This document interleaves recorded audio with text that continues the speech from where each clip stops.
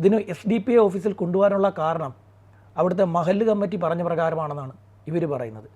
ഒരുമാതിരിപ്പെട്ട മഹല്ല് കമ്മിറ്റിയൊന്നും ഇവരെ അങ്ങനെ ഒരു തീരുമാനം എടുക്കാറില്ല.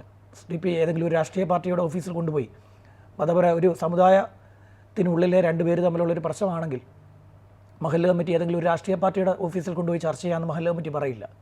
അതിവരുടെ ഈ മുട്ടാപ്പോക്ക് ന്യായമാണ്, ഒരു തട്ടിപ്പ്, മതപരമായ ഒരു ഇതിലേക്ക് വലിച്ചിട്ട് ആ വിഷയത്തെ അതെങ്ങനെയാണ് SDP ഓഫീസിലേക്ക് തന്നെ കൊണ്ടുപോകാൻ ഒരു മഹല്ല് കമ്മിറ്റി പറയുന്നത്? പറയാറില്ല. അവർ അങ്ങനെ പറയുന്ന സാധ്യത വളരെ കുറവാണ്. അങ്ങനെ പറഞ്ഞിട്ടുണ്ടെങ്കിൽ അതും പരിശോധിക്കപ്പെടേണ്ട കാര്യം കൂടിയാണ്. ഇവർ പറയുന്നത് മഹല്ല് കമ്മിറ്റി പറഞ്ഞ പ്രകാരം ഞങ്ങൾ SDP ഓഫീസിലേക്ക് കൊണ്ടുപോയി അവിടെ വെച്ച് ചർച്ച നടത്തി. അതായത് രണ്ട് കൂട്ടരുടെയും ബന്ധുക്കൾക്ക് ഇരുന്ന് ചർച്ച ചെയ്യാൻ ഒരു സ്ഥലം വേണമെന്ന് ബന്ധുക്കൾ തന്നെ ആവശ്യപ്പെട്ട പ്രകാരം മഹല്ല് കമ്മിറ്റിയുടെ നിർദ്ദേശത്തിനനുസരിച്ച് ഞങ്ങൾ SDP ഓഫീസിലേക്ക് കൊണ്ടുപോയി. ഇതാണ് ആദ്യം ഇവരുടെ വിശദീകരണം വന്നത്.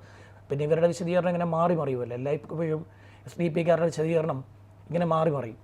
ആരെങ്കിലും എന്തെങ്കിലും ഒരു സംഭവം എന്തെങ്കിലുമൊക്കെ ഇവർ കാട്ടിക്കൂട്ടും, ആരെങ്കിലുമൊക്കെ പിടിച്ച് തട്ടും, അല്ലെങ്കിൽ കൈവെട്ടും, അങ്ങനെ എന്തെങ്കിലുമൊക്കെ കാട്ടിക്കൂട്ടി കഴിഞ്ഞിട്ട് ആദ്യമൊക്കെ പറയും ഞങ്ങളല്ല, ഞങ്ങൾക്ക് ഇതുമായിട്ട് യാതൊരു ബന്ധവുമില്ല എന്ന് പറയും.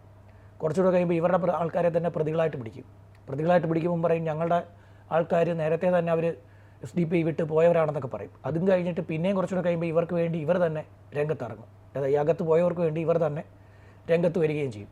അതാണ് ഇവരുടെ ഒരു ഹിറ്റ് സ്ക്വാഡിൻ്റെ പ്രത്യേകത.